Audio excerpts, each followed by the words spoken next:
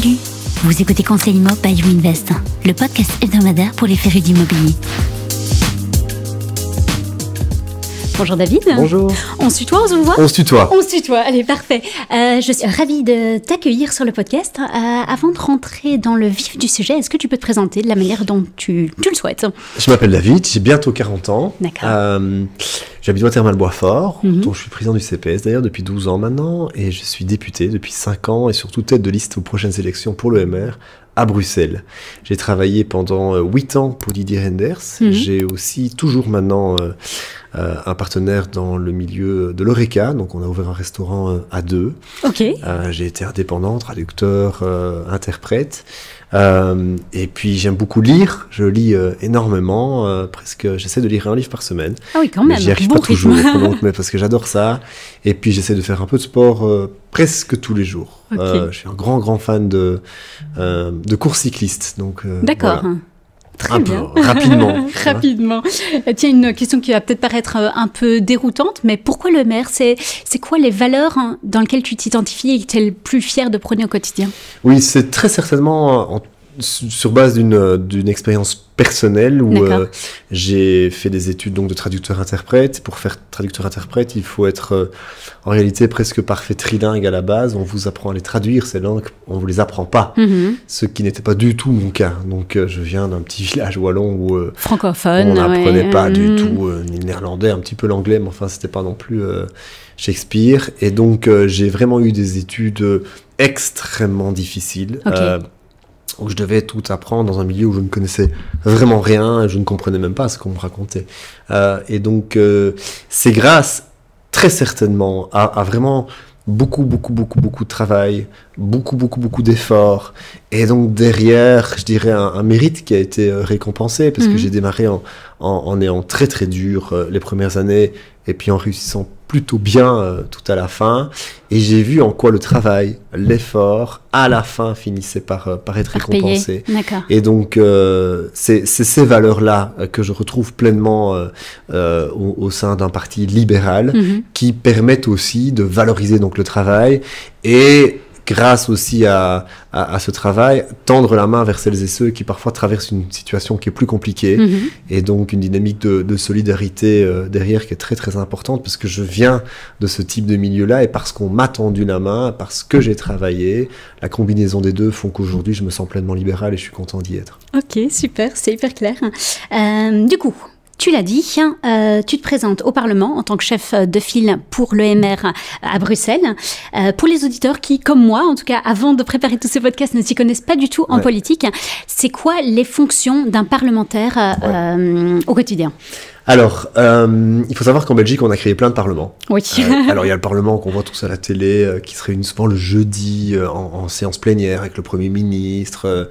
Ça, c'est pour s'occuper du pays dans son ensemble, avec des compétences bien propres. Par exemple, tout ce qui est affaires étrangères, tout ce qui est politique de l'intérieur, tout ce qui est sécurité sociale. Et puis, on a créé des parlements dans chaque région, Wallonie, Flandre, Bruxelles. En ce qui me concerne, évidemment, c'est Bruxelles. Et chaque région s'occupe de trucs bien particuliers. D'accord. Par exemple, la mobilité. Grands pans de la mobilité qui sont gérés au niveau régional. Par exemple, l'accompagnement des demandeurs d'emploi, l'entrepreneuriat en partie aussi est régional. Mais tout n'est jamais pleinement régional. Bien sûr. Il y a toujours un peu une partie qui reste soit au fédéral, soit parfois aux communautés où là aussi on a créé des parlements.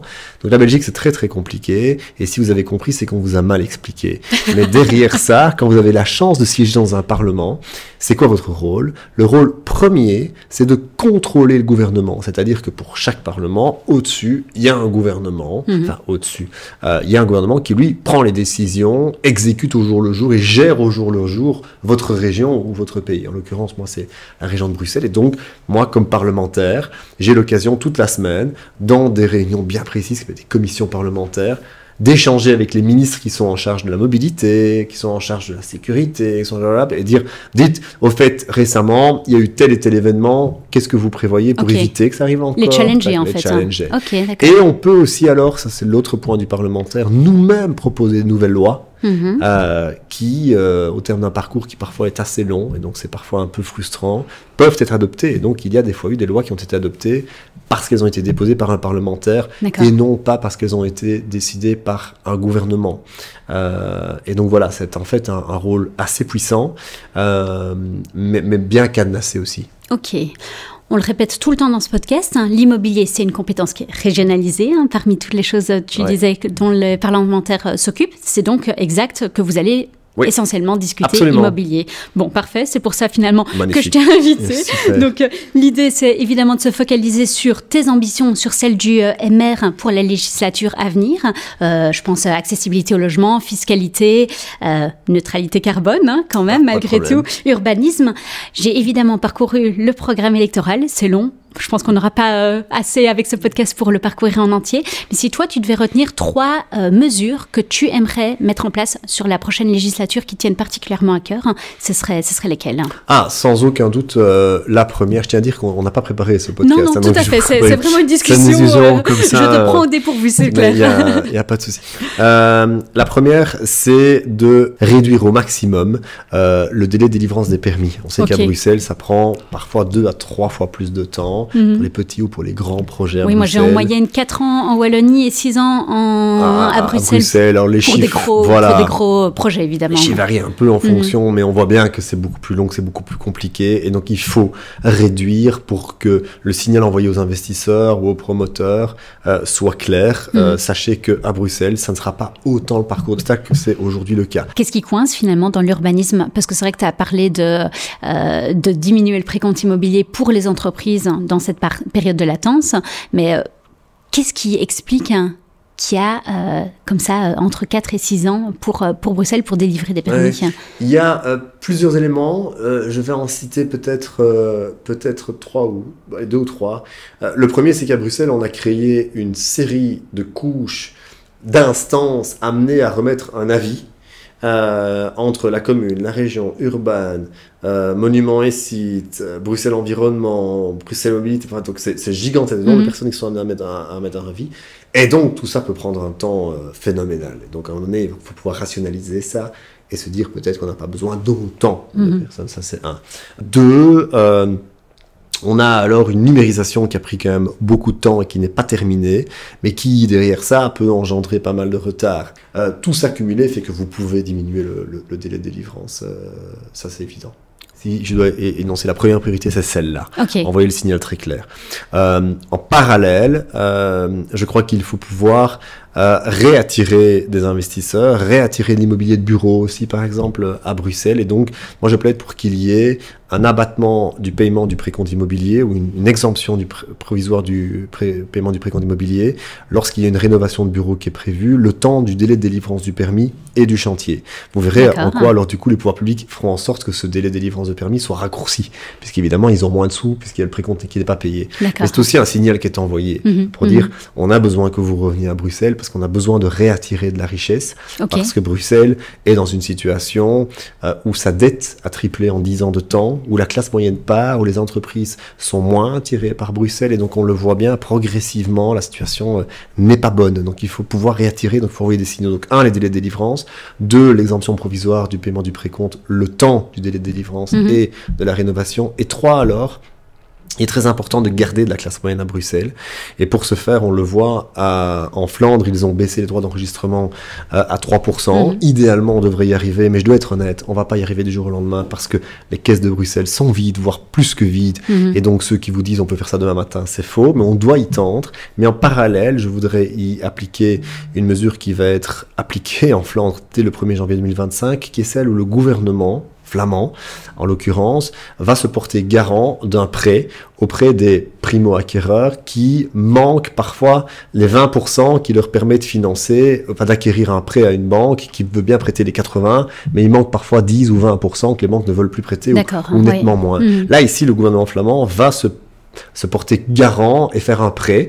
Donc vous devez quand même rembourser cela, mais il y gagne 2 fois, parce que non seulement il récupère ces sous-là, le gouvernement flamand, mais surtout, ce sont des couples qui travaillent souvent, ou des personnes seules qui travaillent, peu importe, qui, du coup, apportent de la recette fiscale au gouvernement, en l'occurrence, et qui restent dans la même région. Si, à Bruxelles, on ne fait pas ça, non seulement, vous verrez qu'en Flandre, il y a des droits d'enregistrement qui sont 3%, donc c'est déjà quand même très attractif, mais en plus, vous vous dites, et en plus, si je vais en Flandre, j'aurai droit à ce complément de 20% que je n'ai pas à Bruxelles, et peut-être que j'ai pas papa-maman derrière qui m'aide, ou que j'ai pas un badland qui permet de le faire. Et donc, je pense que la 3e mesure, ça doit être celle-là, c'est qu'on doit travailler sur les droits d'enregistrement, bien sûr, mais je pense qu'on ne pourra pas y arriver du jour au lendemain, vu les caisses du gouvernement. Mais par contre, garantir que l'on peut aussi être garant de ce prêt permettrait, je crois, de garder, voire d'attirer la classe moyenne à Bruxelles, et on en a besoin.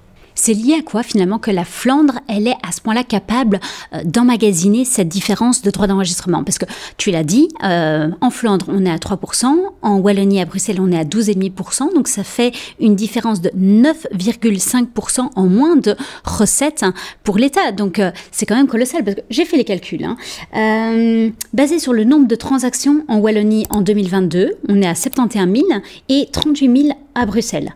Et sur base de la valeur moyenne du transaction immobilière, 220 000 en Wallonie, toujours en 2022, et 250 000 à Bruxelles, cela signifie que ça correspondrait à une perte sèche totale de presque 1,5 milliard en Wallonie et 914 millions à Bruxelles, desquels on doit évidemment déduire les abattements qui sont déjà offerts, soit 1,1 milliard, mais ça donnerait quand même 1,3 milliard supplémentaires à pouvoir emmagasiner de la part des régions. C'est réaliste? Il y a pour moi minimum 3 éléments qui permettent de le justifier. La première, c'est qu'il y a, d'après moi, une gestion des dépenses publiques en Flandre qui est beaucoup plus orthodoxe que ce qui est appliqué à Bruxelles. Okay. C'est l'opposition qui parle ici, vous allez dire, mais dans les faits, on le voit, à Bruxelles, ils ont commencé à se faire plaisir en dépensant de l'argent qu'ils n'ont pas à partir de 2017. Ou si vous voyez un niveau des recettes et des dépenses, à partir de 2017, ça explose. Il y a un les gap. dépenses explosent.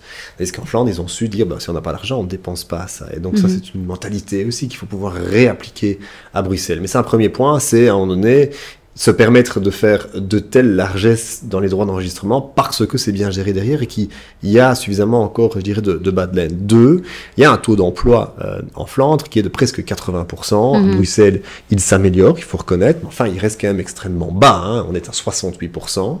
C'est pas parce que vous avez beaucoup plus de personnes qui travaillent que derrière ça, vous avez beaucoup plus de rentrées pour une région, parce que beaucoup remontent encore au niveau fédéral, mais quand même, il y a des rentrées, il y a potentiellement davantage de personnes qui, du coup, peuvent se permettre de devenir propriétaire. Si vous travaillez, l'étape d'après, c'est potentiellement devenir propriétaire, surtout pas en Belgique. Locataire. Voilà. Et donc, tout ça fait des droits d'enregistrement, et donc vous en avez plus, donc vous pouvez vous permettre peut-être, dans le volume, de diminuer, et donc d'attirer davantage. C'est un libéral qui parle, mais nous pensons que plus la taxation est faible, plus en réalité vous attirez des personnes qui veulent bien venir investir dans ces zones où la taxation est faible, et que donc ce que vous avez baissé, vous le récupérez in fine par après, voire en plus, parce qu'il y a plus de personnes qui veulent venir.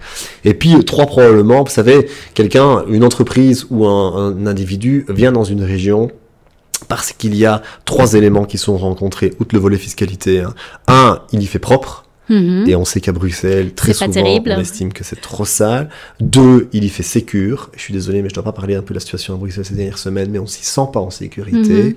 Et 3, la mobilité, qui est le premier élément d'attractivité d'une ville, y est suffisamment bien garantie. Et là, à Bruxelles, il y a des évolutions, mais il y a quand même eu une série de couacs qui font que l'image globale n'est pas bonne en la matière. Ok, bon, c'était super clair.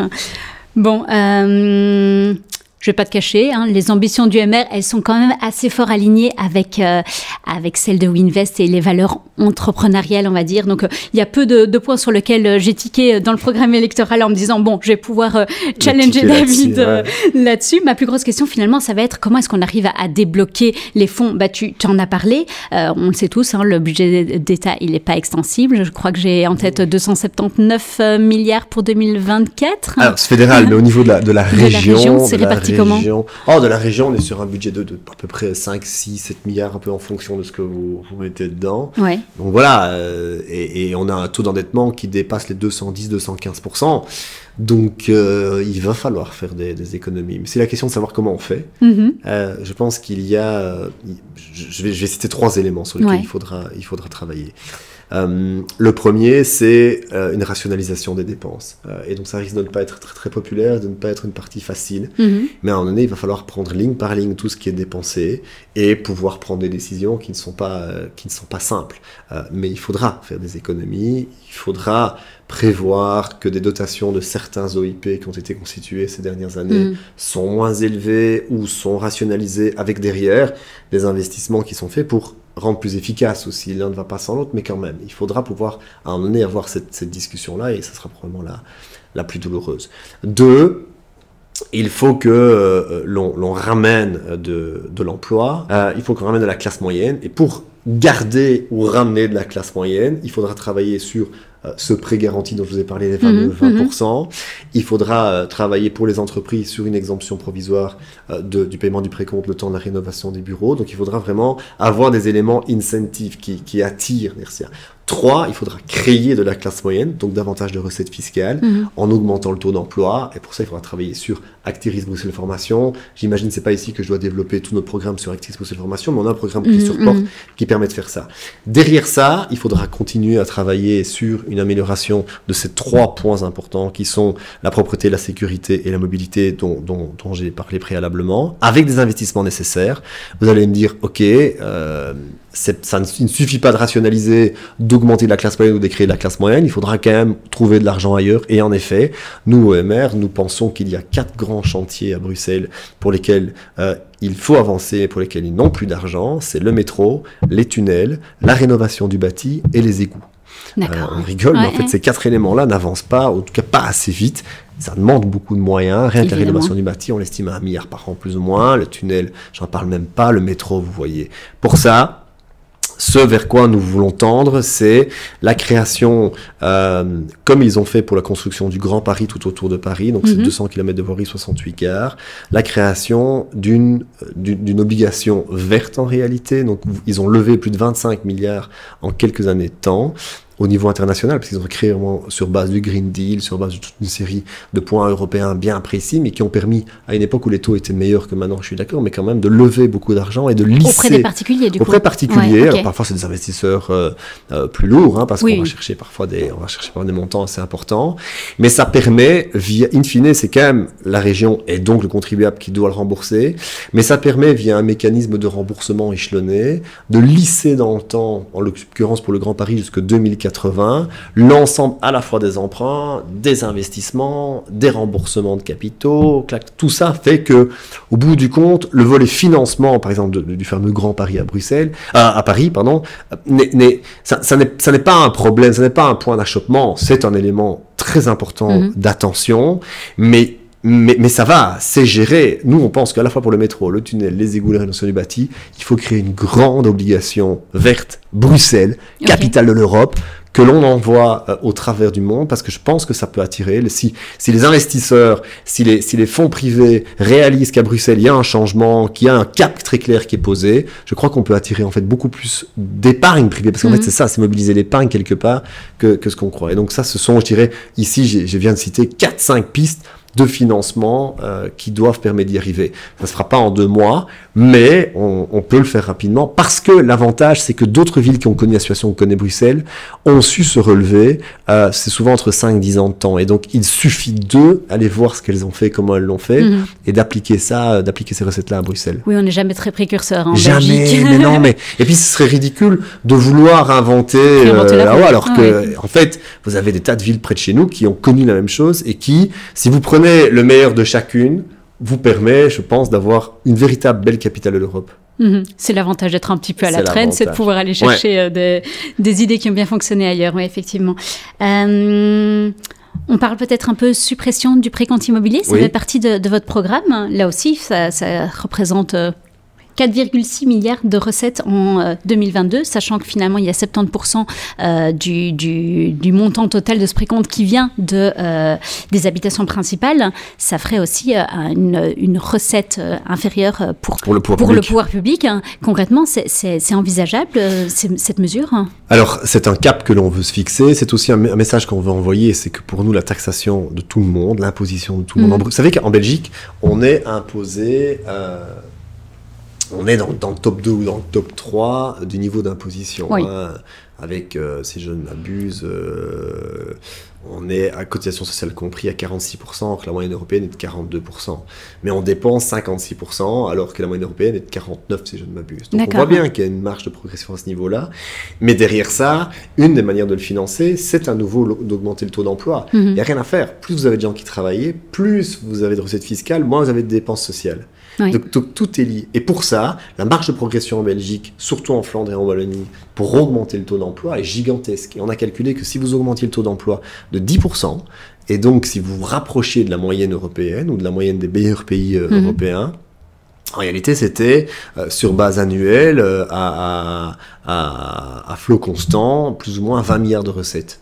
Ça permet quand même de voir venir. Avec 20 milliards de recettes. Oui, et donc, l'un n'ira pas sans l'autre. Mais il faut que l'on fasse bien comprendre que nous, notre volonté, d'ailleurs c'est le premier point du programme, c'est augmenter le taux d'emploi. Et avec ça, oui, on sait pour procéder à une série d'allègements fiscaux sur les épaules de toute une série de travailleurs qui ne comprennent pas que, alors qu'ils travaillent, parfois, le delta entre ce qu'ils gagnent comme travailleurs et ce que quelqu'un qui est allocataire social, à juste titre, je ne remets même pas ça en cause, touche, est si faible.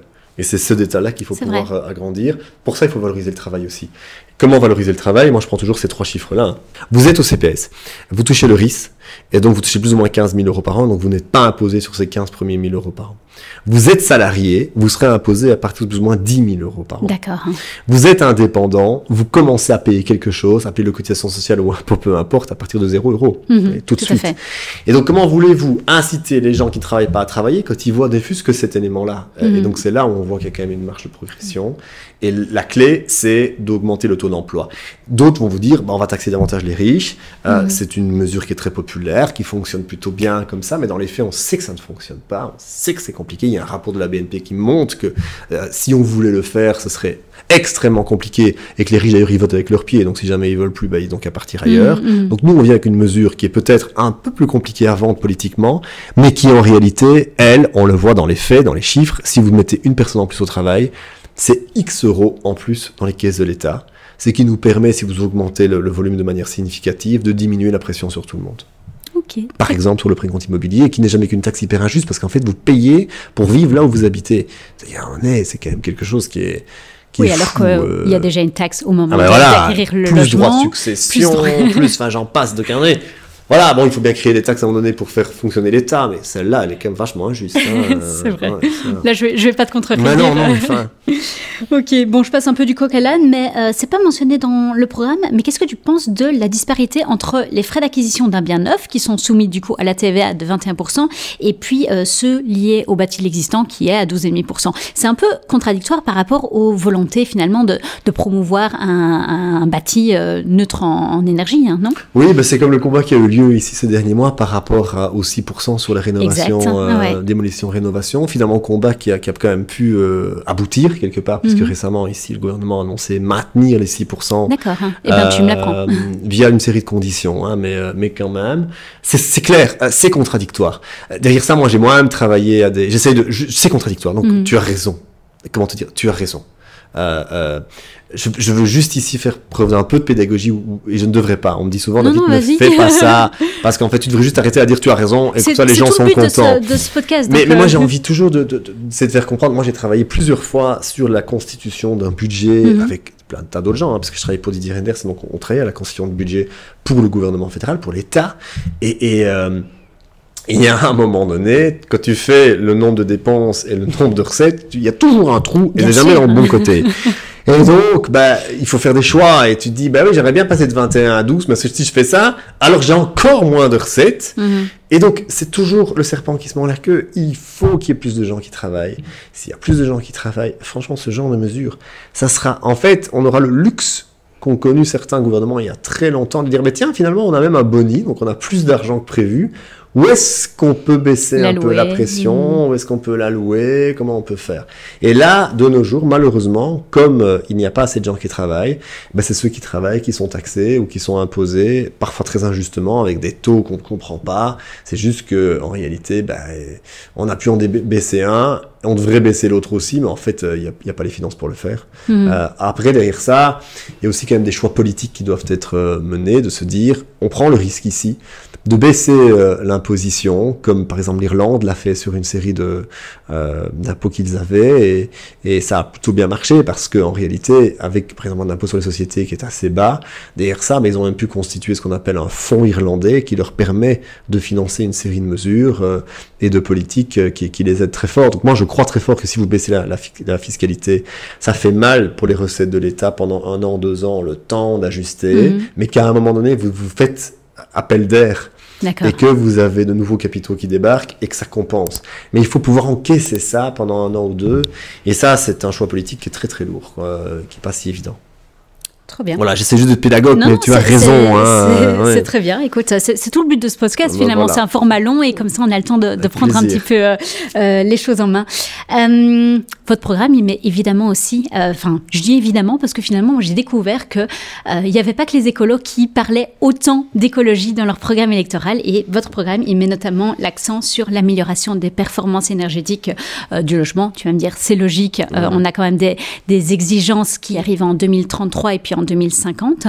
Est-ce que tu penses que ces objectifs, ils sont atteignables? Une neutralité du parc bruxellois, belge, d'ici 2050, dans 26 ans?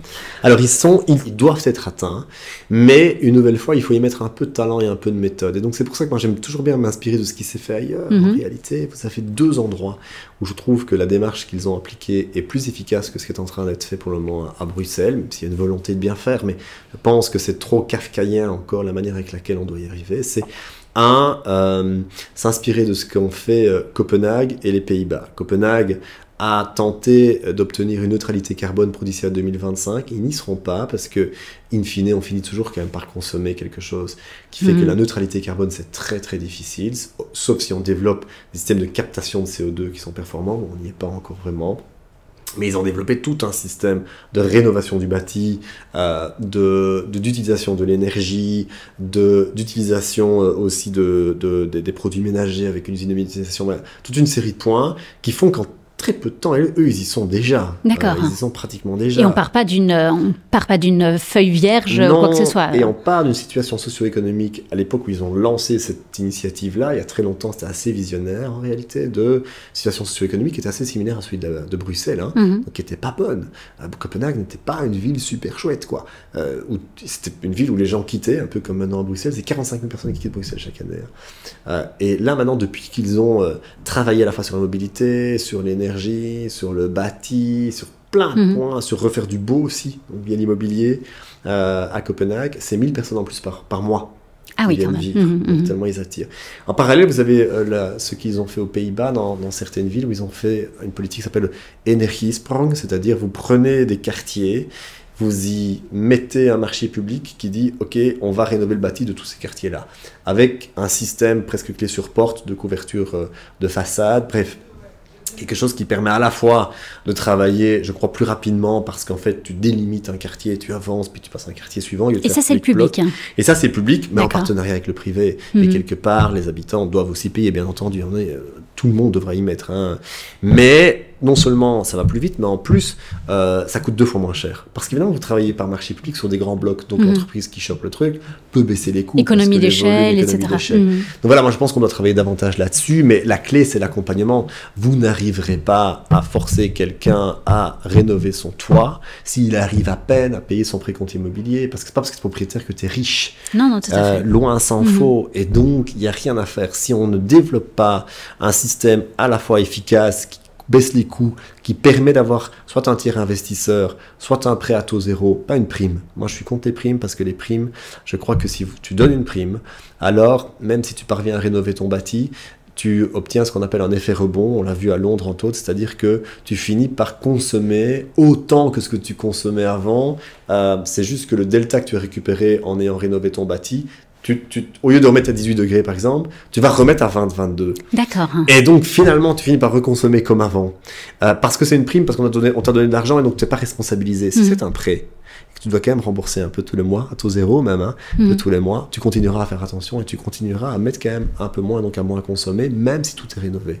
D'accord. Donc, finalement, le principe du prêt, c'est qu'elle est étalée sur 20 ans, par exemple, là où la prime, on rembourse directement l'argent qui a été dépensé. Et donc, ok, souvent, il faut avancer les fonds quand même un peu. Après, tu les récupères. Et donc, bon, il manque un volet responsabilisation. Et je crois qu'on a besoin de responsabiliser quand même aussi les gens dans cette démarche-là. Pas très populaire à dire, mais je pense que c'est plus efficace et ça nous permet d'éviter l'effet rebond. Ok, d'accord. Du coup, en termes de mesures concrètes, tu parles de finalement transformer ces primes en prêts plutôt. Alors, à Bruxelles, il y a d'autres choses. Oui, parce qu'on est un peu sur Bruxelles ici, donc je me permettrai. Je pense que si on veut lutter contre le réchauffement climatique, parce que c'est ça c'est tout l'objectif. Voilà, c'est tout l'objectif. Il faut travailler sur. Je vais à nouveau prendre 3 éléments, mais on peut en prendre des tas d'autres. 1, la rénovation du bâti, on vient d'en parler, avec un financement via obligation, un peu genre le Grand Paris qu'on aurait levé, plus Energiesprong, plus Copenhague, tout ça je viens d'en parler. Donc ça c'est la clé. 70% des émissions à Bruxelles, c'est le bâti. Tout à fait. En fait, si on travaille là-dessus, franchement, on a déjà fait un énorme boulot. Donc ça c'est 1. 2, on a eu une réforme de la collecte des déchets l'année passée qui prévoit que désormais vos déchets ménagers sont normalement ce qu'on appelle recyclés. Et donc c'est pour ça qu'il y a les petits bacs orange. Le problème c'est que pour le moment il n'y a pas d'usine de biométhanisation à Bruxelles ou à côté de Bruxelles, ce qui fait qu'aujourd'hui vos déchets ménagers ils sont envoyés à Ypres. Et donc en fait ce que vous avez pu peut-être économiser en émissions de CO2 à la maison, vous le consommez quand même parce qu'il y a un transport. Et donc il faut accélérer la construction de cette usine de biométhanisation, c'est en cours mais c'est quand même très très lent. 3, c'est la mobilité. On le sait qu'il faudrait qu'il y ait moins de gens qui utilisent moins souvent leur voiture, mais certains n'ont pas le choix. Et puis derrière ça, les alternatives ne sont quand même pas non plus toujours hyper top. On voit le problème qu'on a avec le métro. On pense qu'on peut continuer à faire le métro et on pense que c'est finançable. Mais j'ai pas le temps d'en parler aujourd'hui. Mais derrière ça, vous avez un autre réseau qui est sous-exploité, sous-communiqué, c'est le réseau S. C'est-à-dire que ce sont les gares de la SNCB, donc les trains. À Bruxelles, c'est 35 gares. 35 gares. Et trop souvent, on oublie qu'elles existent. Oui. Mais en réalité, on en imagine 3. On en imagine 3, il y en a 35. Et donc là, il y a un travail à la fois de communication, mais aussi d'amélioration du réseau. Il y a une série de gares où ils n'ont qu'un passage de train par heure. Ça sera parfois compliqué d'en faire plus parce qu'il faudrait qu'il y ait 4 rails au lieu de 2, blablabla. Mais il y a vraiment un travail gigantesque qui peut être fait en la matière pour en réalité faire découvrir aux Bruxellois et aux nafteurs qu'il n'y a pas que le tram, le bus et le métro, il y a aussi 35 gares de train. Et que des fois, c'est beaucoup plus rapide que via les transports en commun classiques bruxellois. C'est utiliser les infrastructures qui existent déjà, plutôt que continuer à creuser en sous-sol. Tout à fait. Et ça existe déjà, donc ça ne coûte pas très cher, ni en construction, ni en opération. Et donc, voilà, j'ai 3 éléments pour essayer de lutter concrètement, en tout cas, contre le réchauffement climatique depuis Bruxelles et depuis ses compétences propres. Ok, super. On parle aussi pas mal d'AIS dans votre programme. Donc, finalement, l'agence immobilière sociale, l'EMR, est malgré tout intéressée et impactée par l'agence immobilière sociale. Oui. Tu peux m'en dire un peu plus? Bien sûr. En fait, il y a ici, c'est un élément de fracture assez important avec singulièrement les partis de gauche à Bruxelles, c'est que on a, si je ne m'abuse, plus ou moins 56 000 ménages sur la liste d'attente pour avoir un logement social à Bruxelles. C'est énorme. Hein. C'est énorme. Il y en avait 42 000 il y a une dizaine d'années. Donc on voit que malheureusement la pauvreté progresse à Bruxelles. C'est un autre débat, mais c'est aussi un bilan de ce gouvernement d'après moi. Mais on voit aussi que tous ces gens auraient droit à un logement social. Sauf qu'un logement social, ça prend, on voit le délai de délivrance de permis. On a calculé plus ou moins 3 ans pour la construction et on est encore sympa. Franchement, parfois ça peut être beaucoup plus long. Et puis après, il y a plus de 11 ans d'attente. Donc vous êtes en train d'expliquer aux 56 000 ménages, vous allez attendre plus ou moins 14-15 ans. Alors que ces gens ont besoin d'un logement abordable dès maintenant. C'est pour ça que nous, on pense pas que la construction de logements sociaux soit quelque chose d'efficace en réalité. Je veux dire, les chiffres sont là et le délai d'attente est beaucoup trop long pour ceux qui en ont besoin. Je suis président de CPS, je sais de quoi je parle. Par contre, les AIS, c'est quoi? C'est vous êtes propriétaire d'un logement, d'un appartement à Bruxelles en l'occurrence. Vous pouvez le mettre en gestion auprès d'une AIS. Donc elle s'occupe de tout.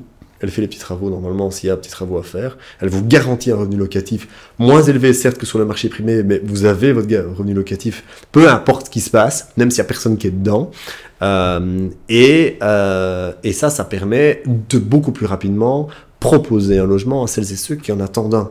Puisque le logement, il est déjà là. Il existe. Il suffit juste qu'il y ait un propriétaire privé qui accepte de le mettre en gestion à une AIS.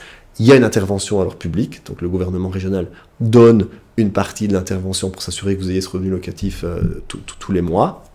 Mais l'AIS plus l'allocation loyer, qui est une prime loyer qui permet à celles et ceux qui rentrent dans les conditions de logement social d'avoir une petite prime qui fait la différence entre le montant du loyer et votre revenu pendant un certain temps, sur base de certaines conditions. Mais ces 2 éléments-là, qui sont des éléments très rapides, quelques semaines, quelques mois, vous avez accès à une allocation loyer ou à une AIS.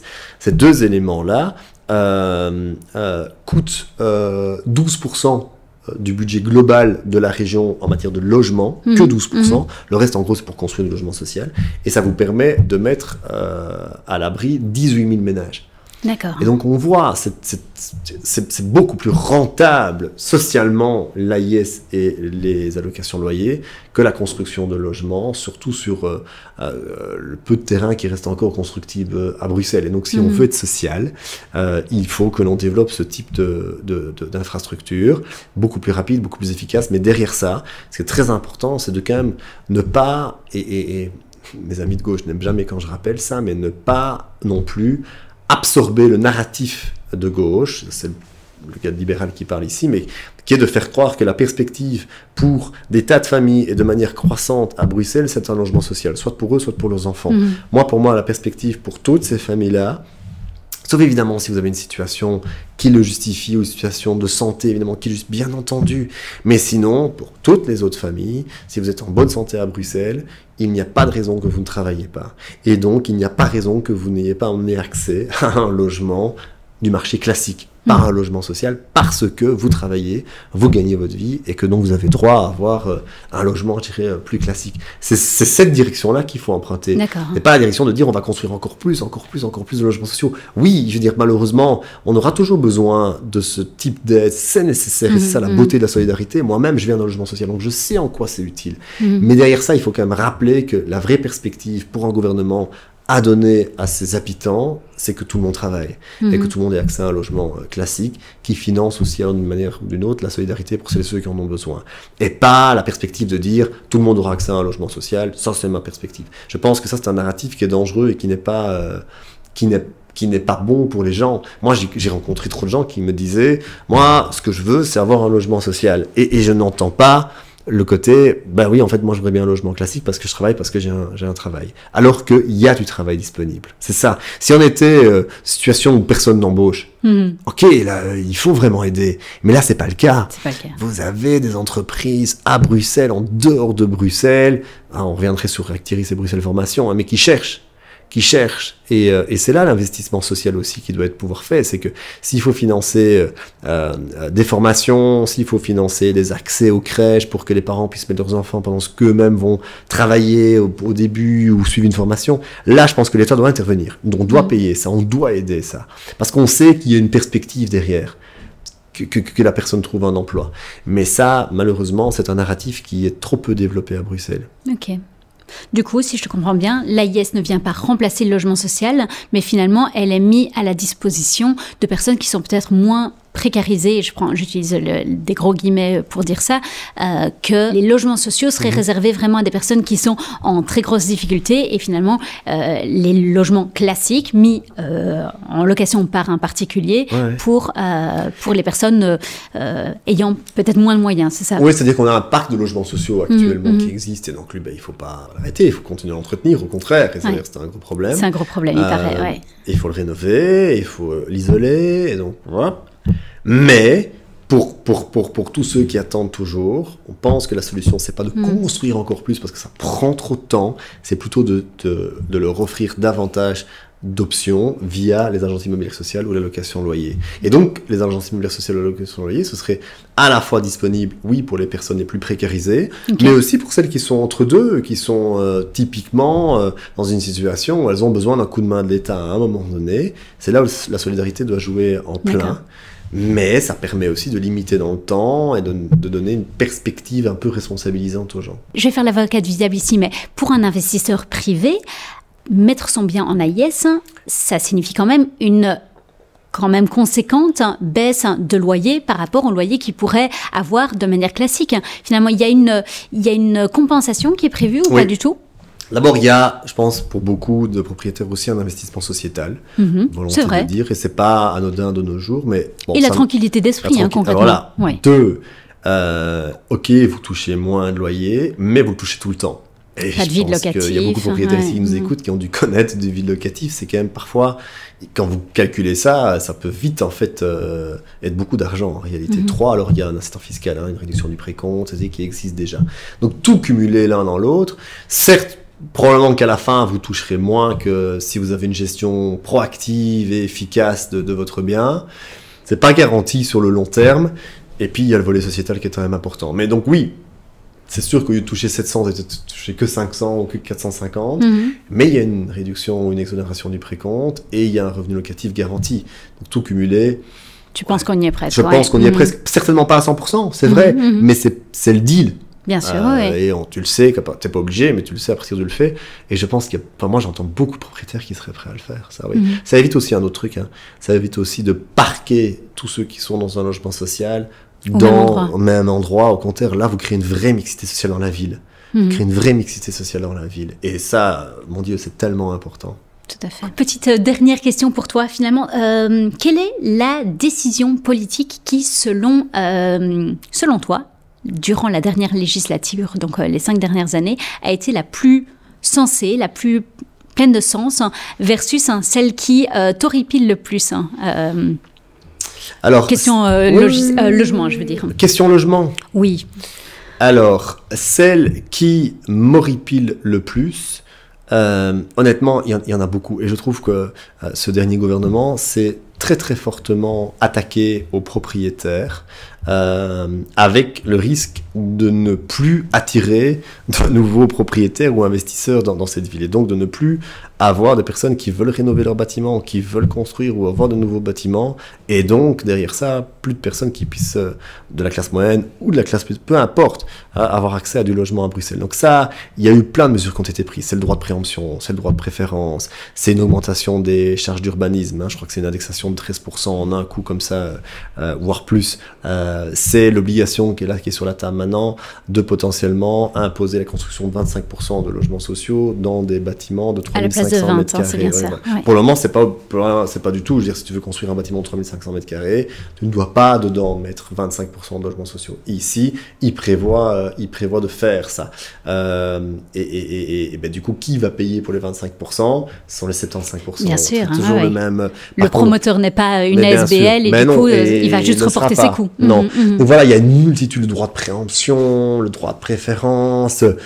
Il y a des tas de trucs qui font que wow, le message qui est envoyé est dangereux. On sent aussi qu'ils veulent progressivement arriver à un encadrement des loyers. C'est quelque chose qui ne fonctionne pas d'après nous. Quand on voit comment ils ont fonctionné à Paris ou à Stockholm, on voit que tout ce que ça crée, en fait, c'est un marché parallèle, souterrain, de location des loyers. Un marché noir, presque. Marché noir, bien sûr. Donc, ce sont des fausses bonnes idées et teintées d'idéologie, en mon sens. Et donc, attention, la bonne mesure, c'est très difficile de venir avec comme ça.